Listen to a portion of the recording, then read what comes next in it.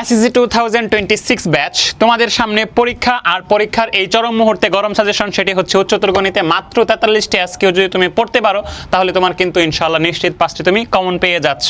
হ্যাঁ, কথাটি সত্যি এবং এটা একটু টেকনিক্যাল। এই ব্যাপারটা বোঝার জন্য তোমাকে কিন্তু এই ভিডিওটি সম্পূর্ণ দেখতে হবে, এর কিন্তু কোনো বিকল্প নেই। কিভাবেই মাত্র 43টি আজকেও করলেই নিশ্চিত 5টি কমন পাওয়া যাবে। একটু বোঝার চেষ্টা করো এই টেকনিকটা আসলে কি ভাইয়া, একটু বোঝার চেষ্টা করো। তোমরা সবাই জানো তোমাদের 60টা এসকিউ আসবে এবং সেখান থেকে তোমাদের 5টা এসকিউ অ্যান্সার করা লাগবে। কয়টা এসকিউ অ্যান্সার করা লাগবে? 5টা এসকিউ অ্যান্সার করা লাগবে। এখন এখানে কিন্তু কোনো বিভাগ বা কোনো বাইন্ডিংস নাই যে এমনটা দিতে হবে, এমনটা দিতে পারবা, অতটা দিতে পারবা, এরকম কোনো বাইন্ডিংস কিন্তু নাই।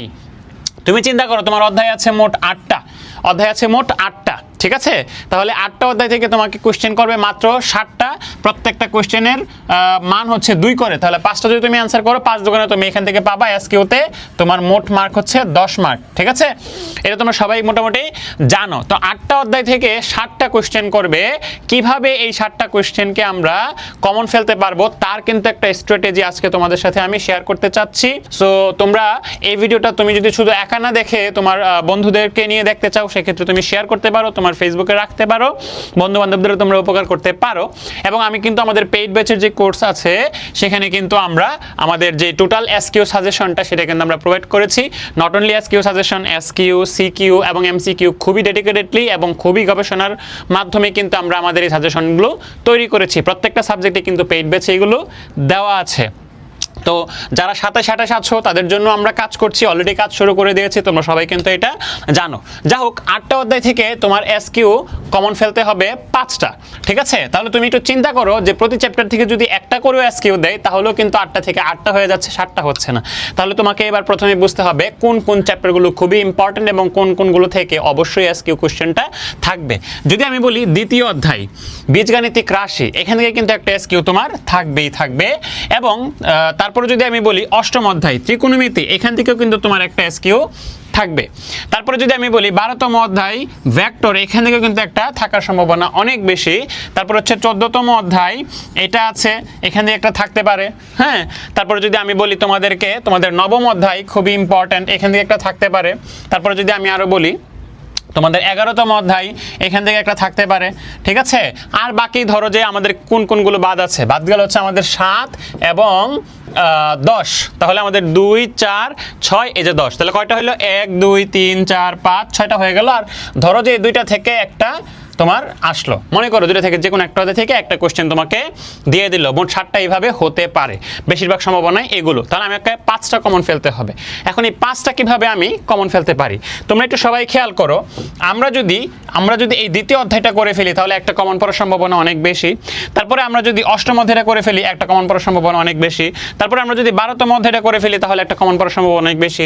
এবং আমরা যদি সপ্তম এবং দশম করে ফেলি মোটামুটি কিন্তু আমাদের 5টা কমনের কাছাকাছি আমরা চলে যাব। আমরা কিন্তু 5টা কমনের কাছাকাছি চলে যাব ইনশাল্লাহ, বুঝতে পেরেছো? তবে অবশ্যই এগুলো মনে রাখতে হবে তোমাকে, এগুলো হচ্ছে টাইপ বোঝা লাগবে। কোশ্চেনটা হুবহু আসবে এরকম না, এসকিউতে তো অবশ্যই না। হুবহু কোশ্চেন আসার সম্ভাবনা খুবই খুবই কম। তবে তোমাকে টাইপটা যদি বোঝানো যেতে পারে, যেটা আমরা পেইড ব্যাচে করেছি অলরেডি, তুমি যদি টাইপটা বুঝে থাকো তাহলে কিন্তু তুমি কোশ্চেনটা অবশ্যই অ্যান্সার করতে পারবে। টাইপটা বুঝে একটু মডিফাই করে কোশ্চেনটা দিলেও কিন্তু তুমি ইজিলি ভাইয়া বুঝে অ্যান্সারটা করতে পারবে। চলো, এই গরম সাজেশনটা আসলে কিভাবে আমি বুদ্ধি করে চিন্তা করতে পারি সেটা তোমাদের সাথে শেয়ার করলাম। এবার কি কি কোশ্চেন আছে এগুলোতে আমরা একটু দেখার চেষ্টা করি। ধরো প্রথমে আমি যদি বলি দ্বিতীয় অধ্যায় বীজগাণিতিক রাশি, এটা তোমরা অবশ্যই করার চেষ্টা করবে। হ্যাঁ, এখান থেকে কিন্তু একটা কোশ্চেন থাকার সম্ভাবনা খুবই প্রবল। তাহলে প্রথম প্রশ্নটা হচ্ছে বহুপদী কাকে বলে, উদাহরণ সহ বুঝিয়ে লিখো।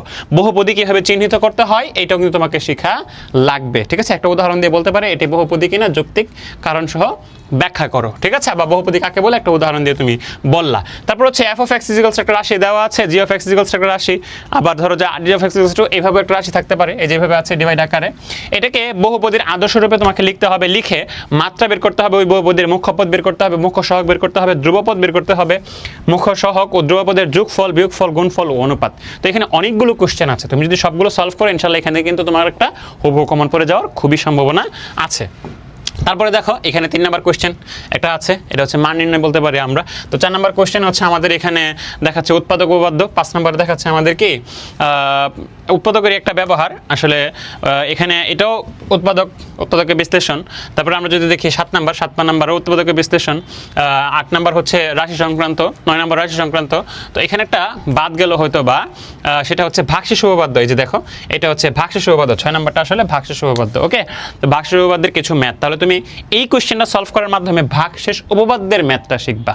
এই কোশ্চেনটা সলভ করার মাধ্যমে তুমি কি করবা, উৎপাদক উপপাদ্যটা তুমি শিখবা।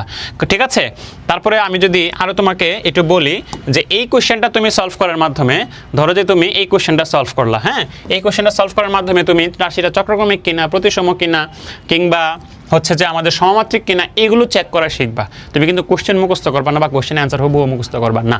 তো এখানে তোমার গেল হচ্ছে 9টা, দ্বিতীয় অধ্যায় তুমি পড়লা মনে করো। তারপরে আসো যদি আমি অসীম ধারার কথা বলি, একটা কোশ্চেন, 2টা কোশ্চেন। এটা হচ্ছে অনুক্রম থেকে নির্দিষ্ট একটা পদ বের করো, অনুক্রমে সাধারণ পদ বের করতে হবে, সেই সাধারণ পদ থেকে একটা n-তম পদ তুমি বের করতে হবে। এখানে হচ্ছে যে 2 নাম্বার কোশ্চেন। তো দেখো যে আমাদের অসীম ধারাতে আমি দিয়েছি হচ্ছে 5টা, তাহলে 9টার 5টা হলো আমাদের 14টা। এবার আসো ত্রিকোণমিতি এখানে 1 আর এখানে হচ্ছে 4, তাহলে 14 আর 4 কটা হলো, 14 আর 4 হইলো আমাদের মোট 18টা। ঠিক আছে, তারপরে তুমি একটু চিন্তা করো, দ্বিপদী বিস্তৃতিতে চলে আসো। দ্বিপদী বিস্তৃতিতে আমাদের আছে হচ্ছে 6টা, তাহলে 18 আর 6 হচ্ছে 24। ওকে, এইবার চলে আসো সরাসরি একদম তুমি সমতলীয় ভেক্টরও আমি তোমাদের জন্য দিয়েছি মাত্র 4টা, তাহলে 4টা আর হচ্ছে 24টা, 28টা মোট। এবার আসো সম্ভাবনাতে যদি আমরা দেখি, সম্ভাবনাতে আমাদের আছে 15টা কোশ্চেন, তাহলে হচ্ছে আমাদের এখানে হচ্ছে কত ছিল, 28 ছিল, আর এখানে হলো আমাদের 15, মোট হলো আমাদের 43। তুমি যদি এই 43টা কোশ্চেন বুঝে, টপিকটা বুঝে সলভ করতে পারো, ক্লাস বেল তোমাদেরকে বারবার বলে যে তুমি টাইপ বুঝো, টপিক বুঝো, তুমি অঙ্ক মুখস্থ করবা না বা কোশ্চেনটা মুখস্থ করো না, এটাকে তুমি মডিফাই করলে, চলকগুলোর পরিবর্তন করলে বা একটু বাঁকাতারা করে দিলে তুমি যেন সোজা করে অঙ্কটা বুঝে করতে পারো, সেই শিক্ষাটাই কিন্তু ক্লাস বেল রেগুলার দিয়ে যাচ্ছে। তো ভাইয়ারা নিশ্চিন্তেই তোমরা এটা বিশ্বাস করতে পারো। এবং এসকিউর ক্ষেত্রে আসলে সবাই একটু, যেহেতু এটা প্রথমবার, তো সবাই একটু সন্দেহান। তারপর আমি বলবো যদি এই 43টা এসকিউ তোমরা ঠিকঠাক মতো সলভ করতে পারো বুঝে, ইনশাল্লাহ তোমরা কিন্তু 5টা ইজিলি কমন ফেলতে পারবে। তোমাদের সবার জন্য কিন্তু ক্লাস বেলের পক্ষ থেকে শুভকামনা।